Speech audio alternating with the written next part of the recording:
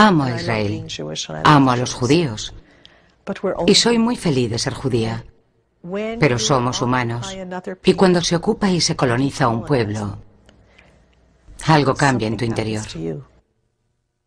No he podido visitar a mi hijo en el hospital desde hace 2 semanas. Pero si acabas de decir que llevas 1 año sin pasar por aquí. Eso has dicho.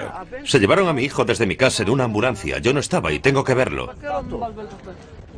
Jamás hubiera entrado sin el pase. ¿No se dan cuenta?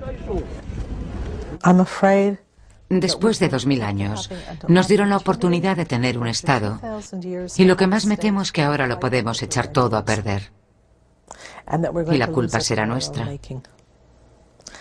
Eso es lo que pienso. Y creo que tengo que poner lo que esté en mi mano para salvar esta situación. Aproximadamente 5.000 soldados israelíes controlan la libertad de movimiento de los palestinos en Cisjordania y Gaza por medio de un entramado de 57 puestos de control, además de innumerables controles de carretera. Esta es la historia de Maxon Watch, una organización de 500 mujeres israelíes que defienden los derechos humanos de los palestinos que intentan cruzar dichos puestos.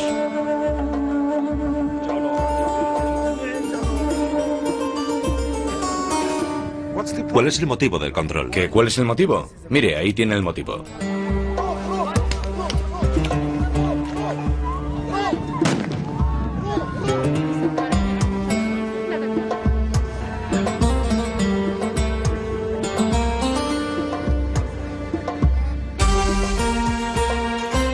Los otros sionistas.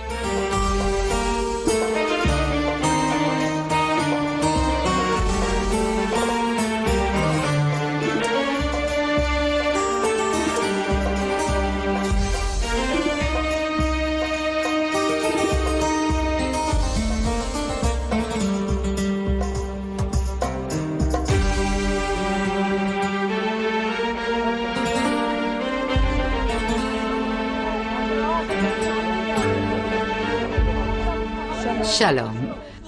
Somos de la Maxon-Wacht. Parece que todo está tranquilo. Tal vez sea así, pero está prohibido grabar en el puesto de control. Bien, avisaré que no lo hagan. Maxon-Wacht quiere decir vigilancia o patrulla de los puestos de control. Maxon es hebreo y quiere decir puesto de control. Surgió de la frustración que nos embargó a raíz de la segunda intifada. 2 amigas y yo decidimos acercarnos a los puestos de control para vigilar lo que allí ocurría. No íbamos en nombre de nadie ni de nada, solo queríamos mirar. Y ya lo creo que vimos cosas. Había soldados muy jóvenes ejerciendo un control absoluto sobre la población civil.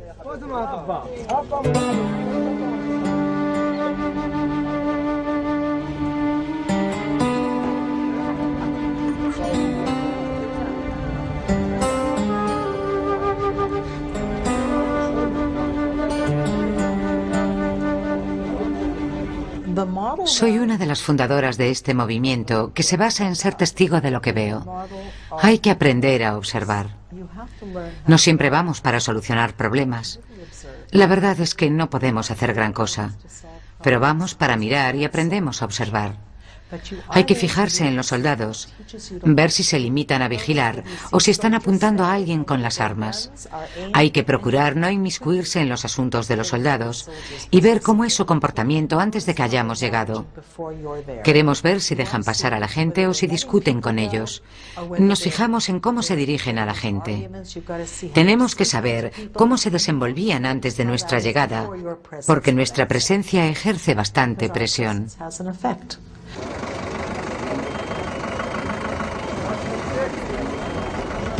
Escuche, tengo una nietecita, es solo un bebé y está ingresada en el hospital Hadassah. Aquí pone que tengo permiso para pasar aunque la frontera esté cerrada. Está recién operada, pero no me quieren dejar pasar. Aquí tiene la tarjeta de Hadassah, tengo que firmar allí, pero no puedo ir. No conozco a nadie ni sé de qué me habla. Lo único que sé es que la frontera está cerrada. Circule, por favor. No puede pasar ahora. Márchese de una vez. Circule, por favor. No puede estar aquí.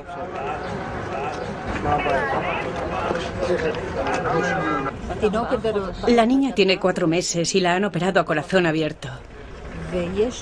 Este hombre tiene un permiso para pasar e incluso puede pernoctar en Israel, pero no le dejan cruzar. He llamado al Centro de Recursos Humanitarios del Ejército. Me han dicho que puede entrar y que se encargarán de todo. Pero ya han pasado 20 minutos y aún no lo han dejado cruzar.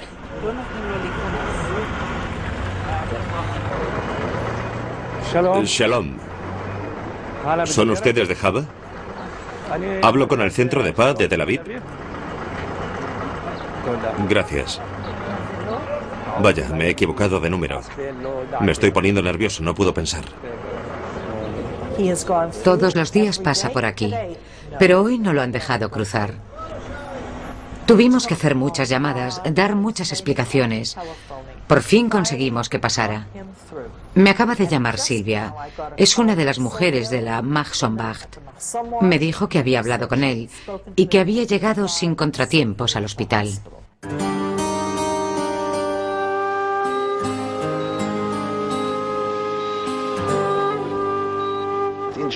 Me consta que por lo general los israelíes no quieren saber lo que está ocurriendo al otro lado de la frontera desde hace 2 años y medio.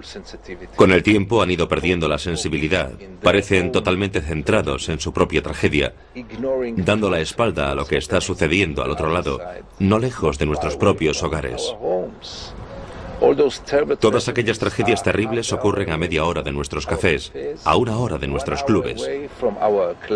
Hay gente que muere de hambre, hay gente encarcelada, hay gente que se pregunta ¿para qué levantarse por la mañana? Y desgraciadamente para la mayoría de los israelíes todo esto les es totalmente indiferente.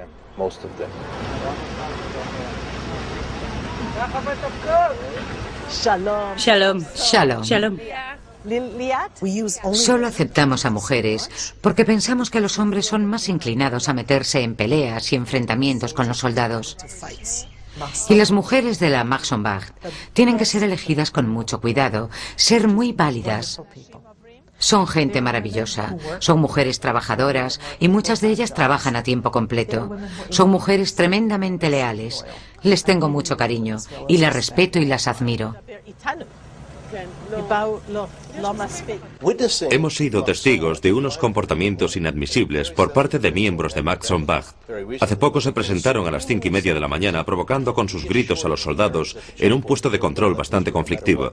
Aseguraban a los árabes que allí hacían cola, que los dejarían cruzar, pasara lo que pasara. Actitudes como esta no hacen más que incitar asesinatos premeditados y ni siquiera son una organización profesional. Que no les quepa ninguna duda de que la Mahsonbacht está siendo investigada muy de cerca por las fuerzas policiales y de seguridad nacionales. No obstante, me consta que cuando sean llevadas ante un tribunal recibirán un juicio justo. Yo mismo cubriré la información del proceso. Sabemos que han ocurrido cosas terribles en los puestos de control, y lo sabemos por los informes presentados y porque ya ha habido algunas denuncias y se han presentado cargos contra soldados.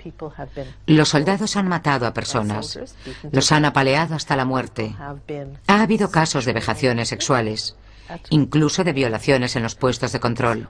Se han realizado violaciones con fusiles. Nos consta que ha habido brutales palizas en los puestos de control. Y nos consta que ha habido mujeres que se han visto obligadas a dar a luz en los puestos de control porque no se les había permitido llegar hasta un médico. Y como consecuencia, sus hijos murieron.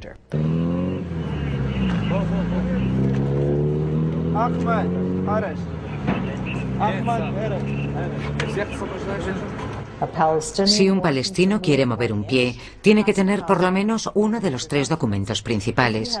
Si su pasaporte es de color verde o naranja, debe presentar además un permiso para cruzar por el puesto de control. También necesita un permiso para atravesar su propio pueblo si hay un control de carretera, lo cual es bastante posible.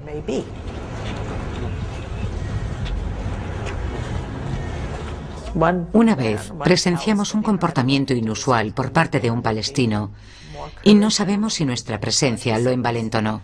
Ni siquiera sé si nos vio, pero empezó a defenderse. Decía: aquí tienen mis papeles, estos papeles están en regla. Si hay algún problema, el problema es suyo, no mío, porque yo tengo mis papeles. Bueno, Avisen en su oficina que la próxima vez que expidan un carné que lo sellen como es debido.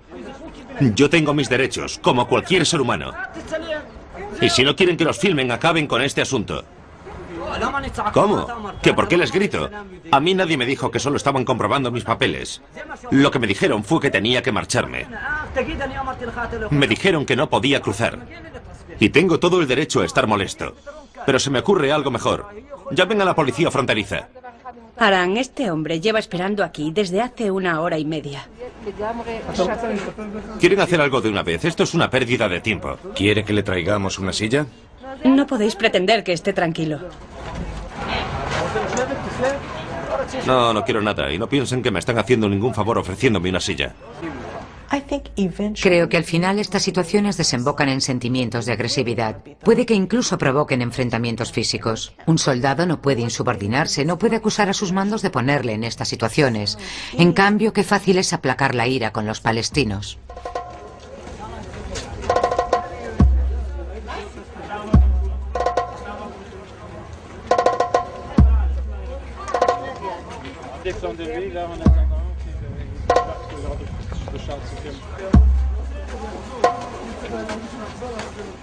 Este palestino tuvo el valor de hablar. Me pregunté si estaría en sus cabales porque fue muy peligroso. De no haber estado nosotras allí, podía haber sido objeto de una paliza.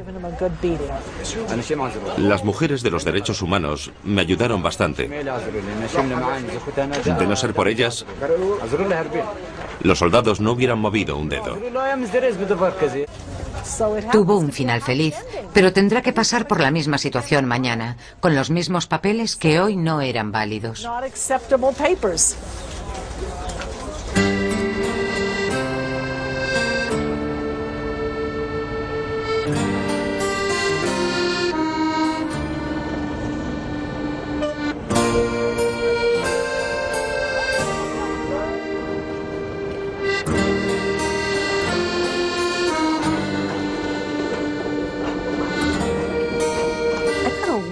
Canadá me da muchas fuerzas y esta fuerza me acompaña hasta Israel.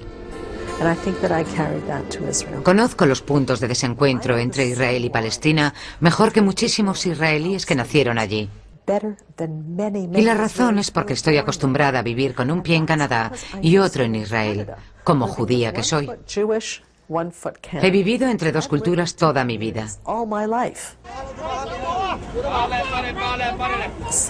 Hace mucho tiempo alguien me dijo que cuando uno coloca ambos pies en una sola cultura, se expone a que lo derriben. En cambio, cuando se coloca un pie en cada cultura, está en la postura más estable porque reparte su peso. Es la postura más segura, la más fuerte. Israel aún no entiende la diversidad cultural como lo hacemos los de fuera. Y les vendría muy bien hacerlo, sin duda. Yo amo a Jerusalén. La amo y soy feliz cuando estoy aquí. Es una parte de la historia de los judíos, pero también es donde convergen dos pueblos. Y no dejará de ser nuestra tierra, solo porque también sea la suya. Es aquí donde quiero vivir. Pero bueno, he de admitir que soy sionista. No soy de las sionistas que desean el gran Israel. Ni tampoco formo parte del grupo de sionistas que quieren arrebatar las tierras a los palestinos y dejar que pasen hambre. Yo provengo de los sionistas que mantuvieron conversaciones para llegar a ser un pueblo responsable e independiente. Soy del pensamiento sionista, que desea que los demás reconozcan que tenemos nuestra historia y nuestra cultura propias. Y no queremos establecernos en cualquier parte, porque nuestras raíces están en este lugar, en Oriente Medio.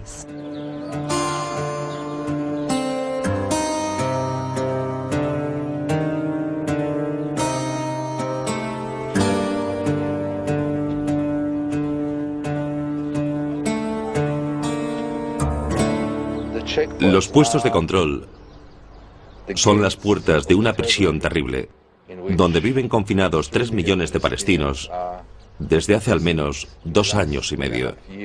Esta situación viene de muy atrás, de hace 35 años, durante los cuales ellos han vivido bajo condiciones terriblemente infrahumanas. La última vez que hablé con ustedes, Abu Dis era humillante. Era una situación vejatoria para cualquier ser humano. Podíamos ver que la gente saltaba por encima de los muros para cruzar. Pasaban a los bebés como bultos de una persona a otra. La gente era tratada como si de un rebaño de ovejas se tratara. Pero ahora tenemos delante a una población de al menos 50.000 personas que tiene que pasar a través de una verja cuya entrada es más estrecha que la puerta de mi cocina. What country is Israel occupying? What country are they occupying, you behemoth? They're occupying Israel. Shomer Yehuda is Israel. Go back to America. I live here. You live with them, entitled to their opinion. What country is Israel occupying? הם דור שישי בארץ ולי יש להם זכות לחשוב את זה. אני נולדתי פה, ההורים שלי, הסבים שלי, 6 דורות, ואני אומרת לך, יש להם זכות לחשוב ככה, והם גם צודקים, אבל יש להם זכות. El movimiento de las mujeres de negro empezó hace 17 años y medio. Fue una de las primeras respuestas a la ocupación y sigue surtiendo efecto. Cada viernes hay que venir vestida con ropas oscuras, a ser posible de negro. Cogemos unas pancartas con la forma de grandes manos negras en las que se puede leer "Acabad con la ocupación", en hebreo, inglés y árabe. Y después de estas mujeres llegaron otras muchas formando numerosos grupos de protesta. Mahson Bach se compone de muchas mujeres de negro, entre las que me incluyo. Las mujeres de negro, ¿por qué van de luto? ¿Quién se ha muerto? Están en contra de la ocupación. ¿La ocupación de Irak por los americanos? Se refieren a los asentamientos en Cisjordania. ¿La hemos ocupado nosotros? Si los judíos no estuviéramos allí, ellos con sus bombas seguirían matando a nuestra gente inocente. Esto es increíble. Durante la Pascua judía, el Señor nos salvó de la esclavitud y nos condujo hacia la libertad. Desde Egipto hasta nuestra tierra. ¿Quién puede negar que sea nuestra tierra? Si no fuera nuestra, ¿por qué íbamos a felicitarnos durante esta conmemoración? Y entonces, ¿para qué comemos matzo? ¿Para qué? Este tipo nos quiere convencer de que Dios es un auténtico agente inmobiliario. ¿Será posible que Él nos entregara esta tierra diciéndonos: mirad, por aquí están los lindes de los terrenos que os he dado? Y luego nos dio las escrituras de propiedad. A corto plazo, el pueblo ocupado siempre es la mayor víctima. Pero a largo plazo, las fuerzas de ocupación son las auténticas víctimas, porque su sociedad se va corrompiendo cada vez más y su pueblo es cada vez más inmoral.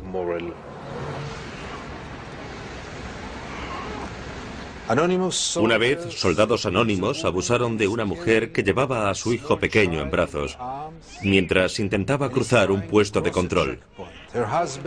Su marido imploró a los soldados para que tuvieran piedad con ella porque estaba sangrando, pero ellos solo lo echaron de allí con frases vejatorias. Los soldados hablan como si se dirigieran a una manada de bestias. No habrá nadie que pueda escabullirse de su responsabilidad. Responsabilidad que es de todos.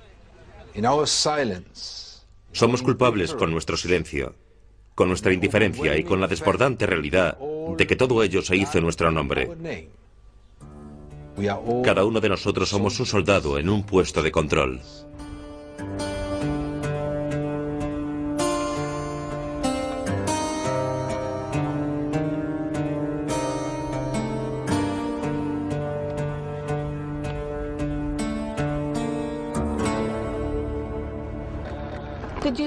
¿Es que no habéis visto a aquella mujer que se alejaba cojeando mientras se apoyaba en un amigo? Tiene una herida en el pie. Ella no puede viajar en ningún vehículo. Tiene que caminar para cruzar el puesto de control. Los coches pueden llegar solo hasta cierto punto y desde aquí no la pueden recoger. Hoy no se permitió pasar a ningún coche por aquí y ella tuvo que caminar sobre su pie herido. Estas cosas hacen que una se vuelva muy radical. Es imposible permanecer indiferente. Es imposible mirar a otro lado. No es posible asumir esto ni sentir indiferencia. Es fácil no pensar en las penurias de los palestinos desde la comodidad de nuestra propia casa. Pero es imposible que no te afecte cuando lo estás viviendo. Yo comprendo que las medidas de seguridad son necesarias hasta cierto punto, pero debe haber cierta proporción entre los sufrimientos que estamos causando a costa de nuestra propia seguridad. Opino que los puestos de control son un claro ejemplo de que no existe ninguna proporción. Pedimos todo esto a cambio de no dar nada. No tenemos reparos a la hora de causarles sufrimientos y con ello podemos extremar nuestras medidas de seguridad. Esto no está bien. No está bien. Maya es menos radical que yo. Pero soy más radical ahora que antes. Sí, es mucho más radical ahora que cuando empezó. Muchísimo más. Esto hace que te vuelvas muy radical. Estoy de acuerdo con ella en eso. Pero es que además yo pienso que todo esto no se ha organizado para extremar las medidas de seguridad. Lo que pienso es que los puestos de control son precisamente el punto de origen de terroristas, donde comienza a forjarse el terrorismo. Ocurre cuando se obliga a la gente con niños pequeños a caminar así. ¿Quién sabe lo que pensarán un día esos niños? Y eso que hoy es uno de los días buenos. No veo que ningún soldado acose a nadie. Pero el simple hecho de tener que hacer esto, este ir y venir bajo el yugo de los controles en su propio pueblo, sin poder conducir sus coches hasta la puerta de sus casas. ¿Por qué los israelíes pueden hacerlo, pero los palestinos no? Son lugares terribles y criaderos de sentimientos de furia. Hoy es un buen día, pero aquí no siempre hay tanta tranquilidad. Hace buen tiempo y los soldados se comportan bien. Estoy de acuerdo con todo lo que dices. Ya veis que esto te vuelve radical. Al principio los palestinos sentían mucha animosidad hacia nosotras. Nos consideraban israelíes. Tenían miedo de que podíamos ser de la Shin Bet. Pensaban que veníamos de parte de la inteligencia o que éramos policías. Quizá incluso formábamos parte de un comando del ejército con ropas de civiles. No se fiaban de nosotras en absoluto. En más de una ocasión un palestino me ha espetado: no queremos vuestra ayuda. No queremos veros por aquí. Fuera de mi vista y que no os vuelva a ver. Pero con el tiempo eso ha cambiado. Esta es mi hija, Amina. Me mandan desde Calquila para hacerle unas radiografías en Nablus. Allí no se pueden hacer radiografías. ¿Este es el volante médico? Sí, tengo dos volantes. Uno es para su cabeza y el otro para sus ojos. ¿De dónde eres? Soy de Farjablé y me dirijo a Nablus. ¿Has intentado cruzar?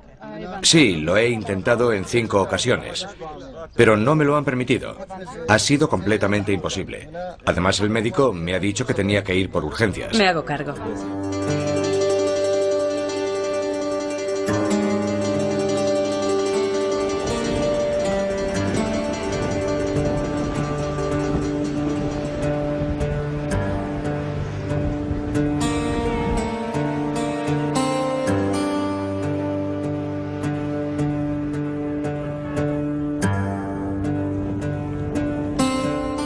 Ascendí a oficial y el poder me corrompió a mí también. De vez en cuando la gente habla de una ocupación moral. Nos dicen que si nos comportamos con educación en los puestos de control, si sonreímos con amabilidad y no somos soldados malos, todo irá sobre ruedas. Y yo les contesto que una mierda. No hay manera posible de estar en los territorios o en los puestos de control y ejercer tus obligaciones de una manera risueña. En el mismo momento en que te encuentras allí, te invade la violencia, la agresividad, y acabas corrompiéndote, como le sucede a todos los demás.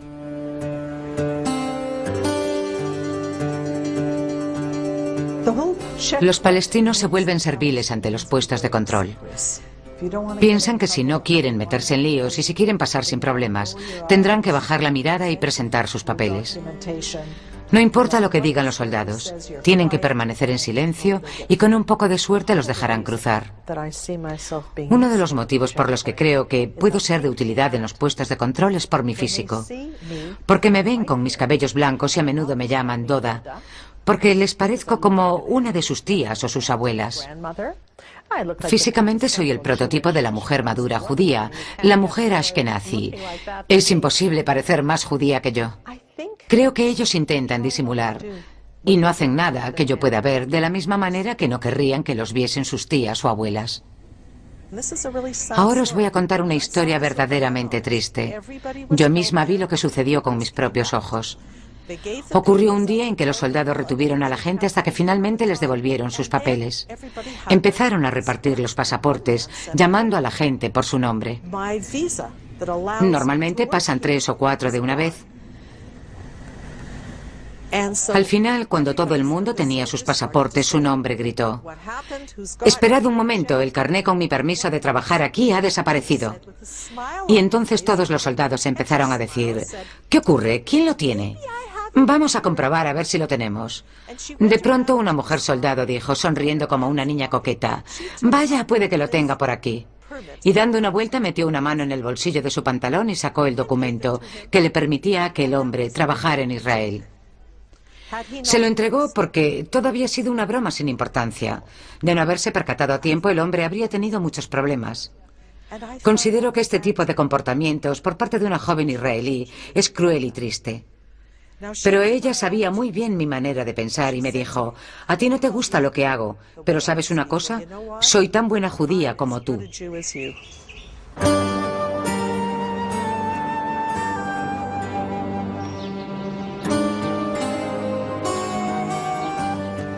El judaísmo nos indica que todos los seres humanos fueron creados a la imagen y semejanza de Dios, y por lo tanto nos es encomendada la tarea de respetar los derechos humanos de todos.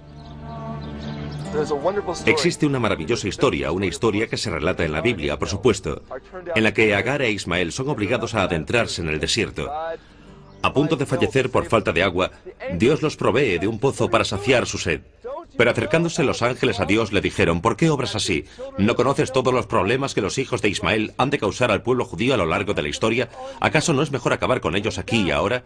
Déjalos y que se mueran». Pero Dios se negó. Porque Dios sabe que no hay historia ni futuro que sean inevitables. Y dijo Dios: «El que ahora tengo delante de mis ojos es aún un niño inocente». Y los que fuimos creados a la imagen de Dios no podemos ser menos. Nosotros también hemos de superar las barreras emocionales y las barreras ideológicas. Y tenemos que aprender a diferenciar entre la gente que quiere venir a matarnos, de los cuales tenemos que defendernos legítimamente, y aquellos otros que son inocentes. Si no somos capaces de lograr esto, nos veremos todos atrapados en el mismo infierno. Me niego a cerrar mis ojos, mis oídos y mi corazón a los sufrimientos de mis vecinos, los palestinos. A mi entender, la llamada en contra de la ocupación debe partir de nuestras voces. Los israelíes ponemos el dedo en el gatillo mientras decidimos quién debe vivir y quién debe morir, entre quién puede cruzar los controles y quién no. Pero somos diferentes los que nos negamos a servir en los territorios ocupados, porque a nosotros nos importa. Nosotros somos los sionistas.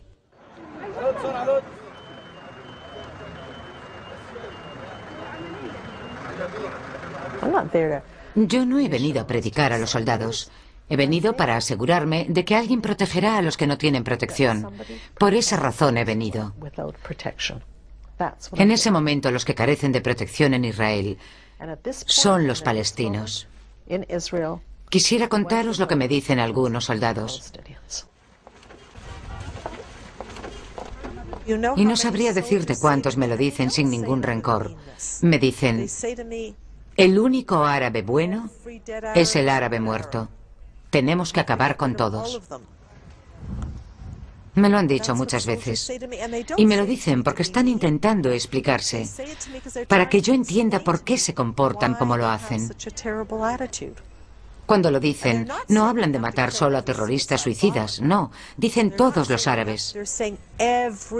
Esto es una basura. Es una total ausencia de sentimientos. Y creo que nace como consecuencia de la ocupación. Tiene que brotar de un fondo de insensibilidad hacia los demás. Lo que no se puede hacer es abrir y cerrar el grifo continuamente, según nos venga en gana. No se puede ser caritativo en un momento y cruel el otro. O somos un pueblo sensible o no lo somos. Me consta que antes fuimos un pueblo solidario y debemos recuperar lo perdido.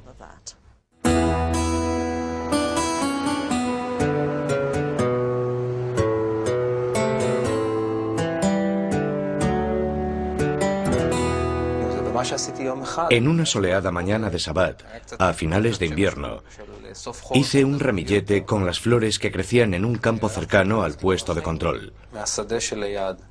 Entregué una flor a cada palestino que llegaba. Todos reaccionaron de un modo asombroso.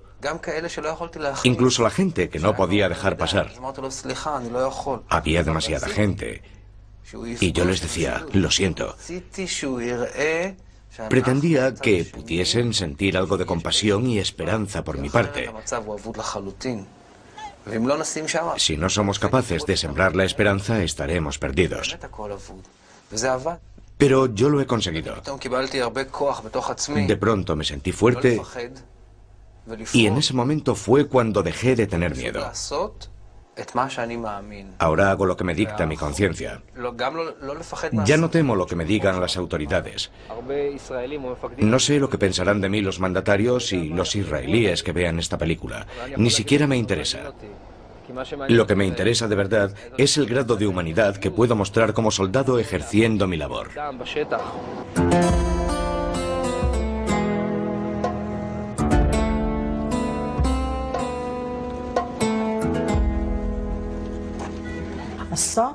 He hay un soldado que muestra ternura y que tiene que convivir con los demás. Seguirá rodeado de los demás soldados. Ayer vinimos al puesto de control y el fotógrafo y Eric, el cámara, me dijeron, no hay nadie pasando. Parece que hoy todo está desierto. Pero yo les dije que seguramente no estaban dejando pasar a nadie y que esperásemos a ver qué pasaba. Y acerté. Había una multitud de gente que se agolpaba para entrar, pero no los dejaban hacerlo. En el mismo instante que aparecimos con las cámaras, la gente comenzó a pasar. De modo que al soldado tierno no le importaba dejar que la gente estuviese esperando a pleno sol durante una hora, deseosos de llegar a sus casas después de una jornada laboral. El soldado tierno ya no sentía tanta ternura, pero los dejó pasar. Una vez que llegamos nosotros, algunos soldados intentan abrir un poco la mano.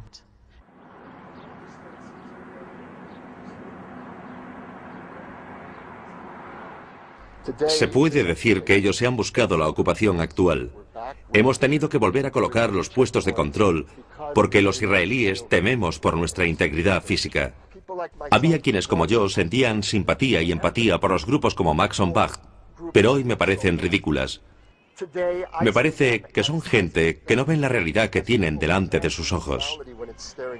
Creo que son personas que se agarran a un pasado obsoleto y que no se dan cuenta de que ahora les están escupiendo a la cara. A mí que no me hablen de desesperanza. Quede claro que yo, a día de hoy, no me siento menos desesperado que los palestinos. Me desespero cada vez que mis hijos salen de casa, cada vez que mis hijos se van al centro de la ciudad para coger un autobús. No estoy menos desesperado que los palestinos.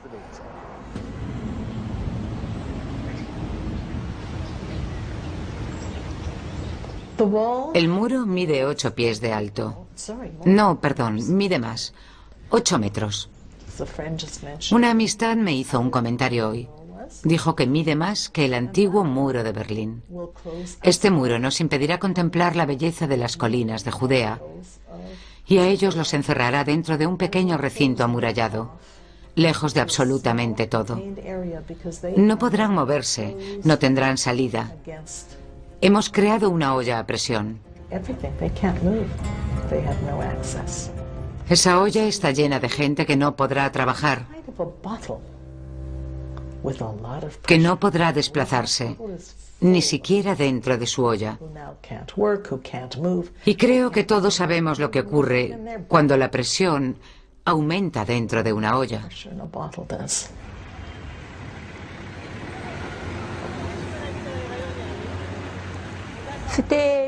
Aquel día era mi cumpleaños. Yo me dirigía feliz al centro comercial.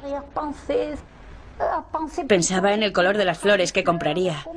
Pensaba en cómo las iba a colocar en el jarrón. Qué poco sabía yo lo que me esperaba de verdad. En esto llego al centro comercial. Justo a la altura de la entrada hubo una enorme explosión. No se puede imaginar la magnitud de la explosión. Fue indescriptible.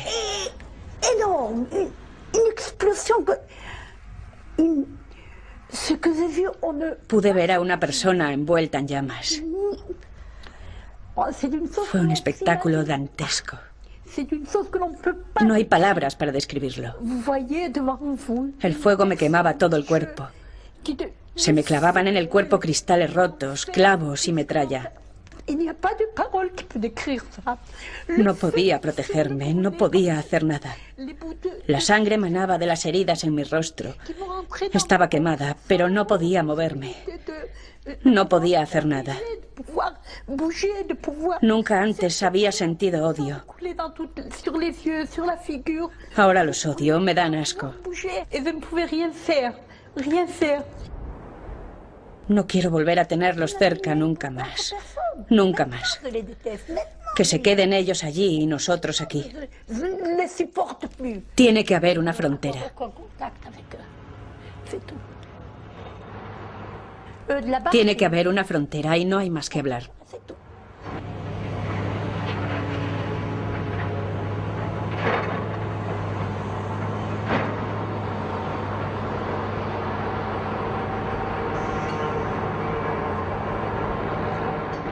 Israel dispone del derecho legítimo de colocar una valla en su frontera y de colocar puestos de control.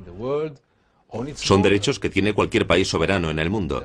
Pero me pregunto, ¿por qué hay que levantarla en el territorio de ellos? ¿Por qué truncar sus vidas? Israel está intentando demostrar a la fuerza que todo nos pertenece, solo a nosotros, y que será para siempre nuestro.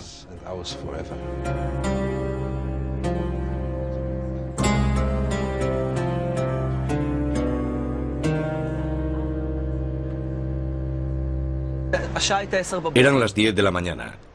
Y esa noche era la primera de la Pascua judía. Pudimos ver a una ambulancia que bajaba a la calle a toda prisa. Yo me preguntaba por qué iba tan deprisa. No entendía por qué no encendían las sirenas y llevaban a una persona enferma. Cuando paramos la ambulancia se bajó un hombre que se identificó como médico. Yo le dije que no habría problemas y pedimos al conductor que abriese las puertas de atrás. Se asomó una señora con un bebé y 2 niños pequeños. Lo primero que se me ocurrió fue preguntar al médico por qué me había asegurado que no llevaban a nadie. Llamamos por la radio y comprobamos que el nombre que estaba en el carnet del conductor figuraba en una orden de busca y captura. Luego, otro soldado que hablaba árabe mejor que yo le preguntó al conductor si transportaban algo y no contestó. Pero entonces el médico dijo, sí, hay algo debajo de la camilla. Bajo la camilla había 10 kilos de explosivos envueltos en un jersey que iban camino a explosionar dentro de una sinagoga. Siempre digo que los 10 kilos de explosivos son como mis 10 años de servicio. 1 kilo por cada año cumplido. Y si ese fue el precio que tuve que pagar, por mí estupendo. ¿Os parece que voy a los puestos de control para hacer daño a alguien?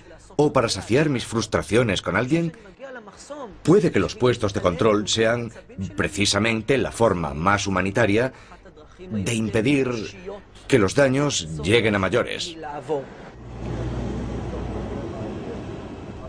Han ocurrido demasiadas cosas. El círculo de personas que han sufrido se ha agrandado. Hubo tiempos en que era posible ignorar estas cosas y pensar que era un ataque más. Y qué triste, pero menos mal que no había pasado aquí. Pero sigue ocurriendo a nuestro alrededor. La madre de un amigo mío fue asesinada en un autobús en Jerusalén mientras iba a su trabajo. O la hija de un amigo que acababa de volver de la India y que fue asesinada hace 3 meses mientras se dirigía a la universidad. Tenía la misma edad que yo, 23 años. Hay cada vez más historias como estas y la tensión va en aumento. La gente empieza a tener miedo de seguir adelante con su vida. Esta no es una situación normal. Por tanto, no me podéis pedir que me preocupe por los demás palestinos.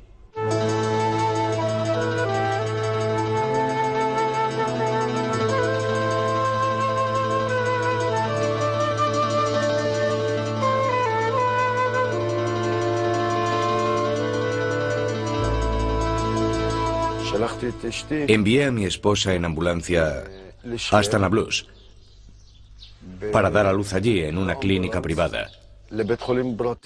Los médicos se dieron cuenta de que tendrían que realizar una cesárea.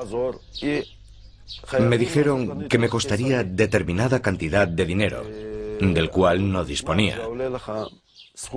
Yo les aseguré que se lo pagaría al día siguiente. A la vuelta llegué al puesto de control de Sarra.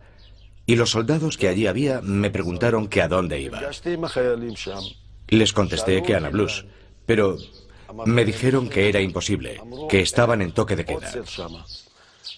Yo insistí en que no tenía intención de darme una vuelta por el lugar y que iba solo porque mi esposa estaba ingresada en el hospital porque la habían tenido que intervenir. Me asusté mucho porque de repente me dispararon. Me giré y le pregunté al soldado si así era como mostraban su respeto hacia los demás. Les pregunté por qué me disparaban. Les grité que si no querían que cruzase, no pasaba nada, que me volvería a casa. Les pedí que por favor no me hicieran daño. Uno de ellos se me acercó corriendo y me intentó golpear aquí. Yo intenté defenderme como pude con la mano, para amortiguar el golpe. Me tiraron al suelo y me dieron una paliza de muerte. Creí que no viviría para contarlo.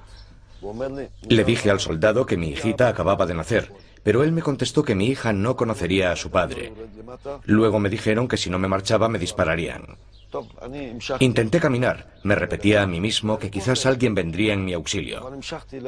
Y entonces apareció la gente de B'Tselem, que es una organización de derechos humanos. Aquel día mis ayudantes y yo detuvimos el coche para comer algo. En esto veo que un hombre está bajando la calle y al llegar a nuestra altura no nos saluda diciendo Shalom, lo que me pareció extraño. Le pregunté si venía del puesto de control y si habían sido ellos los que le habían propinado una paliza. Pero no fue capaz de contestar. Hizo un gesto y se desplomó sobre la carretera y empezó a llorar. No os hacéis idea de lo duro que es ver a un hombre de 43 años llorar de una manera tan desconsolada. Sufría tremendos dolores, pero creo que lloraba más por la humillación a la que le habían sometido que por el dolor físico. Más tarde supimos que tenía una costilla rota, así que tenía mucho dolor. Recuerdo que pasaron a nuestro lado 3 vehículos militares y vieron perfectamente que había un hombre tirado en la carretera. Nosotros les gritamos una y otra vez que parasen. Pero ellos no querían tener nada que ver en el asunto y siguieron su marcha a toda prisa. Entre nosotros conviven judíos también. Piense lo que eso significa. Un judío podía haber recibido un disparo, pero ellos no se hubieran detenido para ayudar. Por lo menos tenían que haber parado para enterarse de lo que había pasado. Al final, llamamos a una ambulancia palestina. Le practicaron las curas de urgencia y se lo llevaron al hospital de Nablus. Aquel hombre, Nazme Sheikh, no se dirigía a Israel. Tenía la espalda vuelta hacia Israel, pero miraba hacia Nablus. Miraba hacia Nablus porque iba a visitar a su esposa en el hospital. No sé de lo que soy culpable. Puede que me culpen de ser árabe, porque no encuentro otra explicación. Es muy difícil de entender. ¿Qué puedo decir? Siento un profundo dolor y no me gusta recordar lo que pasó. Pensé que jamás saldría de allí con vida. Yo solía llegar a los puestos de control con una sonrisa, pero ahora ya no sonrío. Tengo la cara muy seria cuando llego. Si sonrío, un soldado me podría preguntar por qué lo hago y luego me daría una paliza. Ya me pasó una vez, ¿no es así? Así que mejor no sonrío.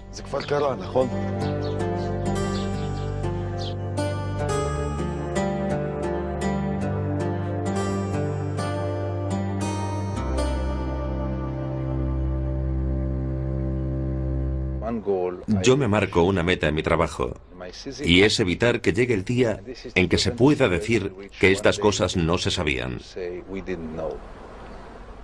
Sale en los periódicos.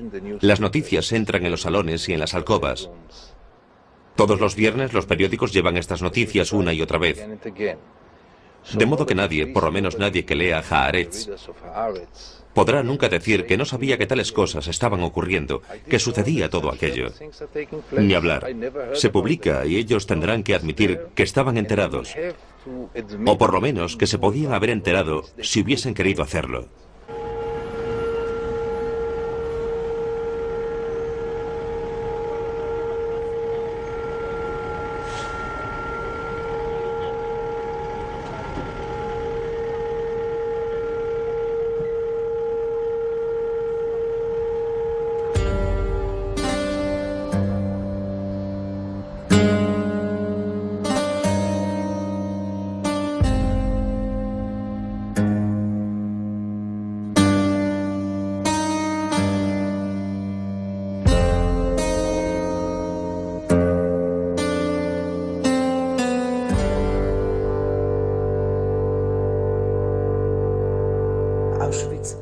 El tema de Auschwitz concede legitimidad a las fuerzas de ocupación.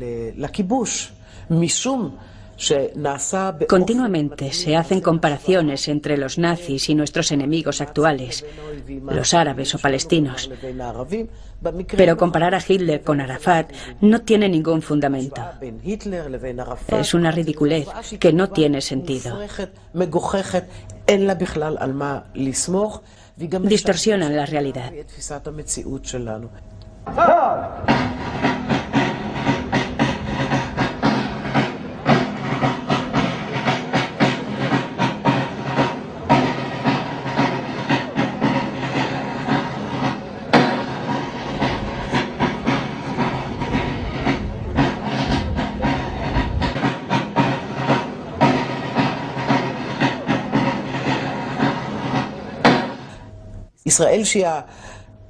En esta zona, Israel tiene los medios militares más fuertes, disponiendo de todo un arsenal de armamento poderoso, del que pocas naciones pueden presumir.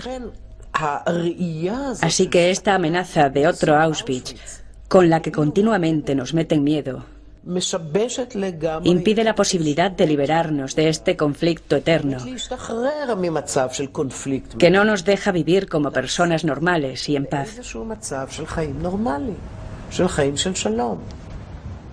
Estamos asumiendo este horrible papel de víctimas perpetuas. Estamos sacrificando a nuestros propios hijos sobre el altar de un conflicto innecesario.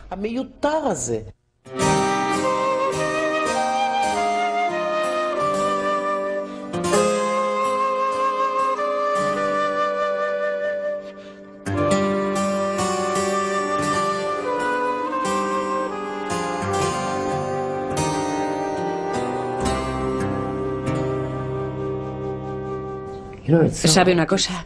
Es muy extraño hablar de David en tiempo pasado. David era el hijo de mi alma. David fue asesinado en el puesto de control, que fue creado ante las insistencias de los que se establecieron en los territorios ocupados. Si uno quiere ir a vivir en algún asentamiento, que es como una casa de locos, en una caravana en alguna colina, porque de verdad cree que pueda existir el gran Israel, que lo haga. Pero ¿por qué pusieron en peligro la vida de mi pequeño? De hecho, el mayor insulto que me hicieron fue que al día siguiente de matar a David, quitaron el puesto de control de allí. ¿Qué tengo que pensar? ¿Que mi hijo dio su vida por Israel? Yo creo que no.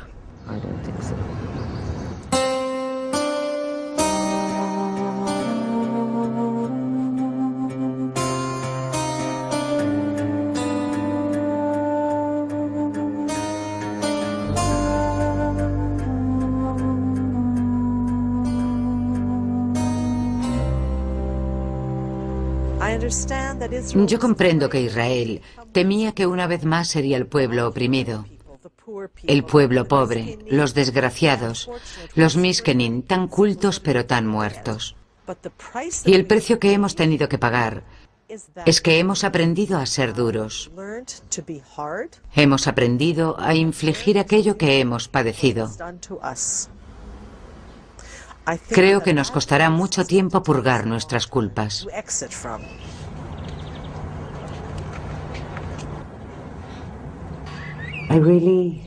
Estoy convencida de que necesitamos un Estado judío. Pero me niego a aceptar que tenga que ser a expensas de otra nación. Y me niego a creer que tengamos que ocupar los territorios para seguir siendo un Estado judío. El mayor traidor es el que mantiene a Israel en su puesto de fuerza de ocupación, de Estado inmoral y de Estado injusto. Los responsables de esto son los auténticos traidores. Nosotros intentamos crear un Israel justo, como lo fue antiguamente. Entonces era un Israel más pequeño, pero más justo. Creo que nosotros somos los verdaderos patriotas.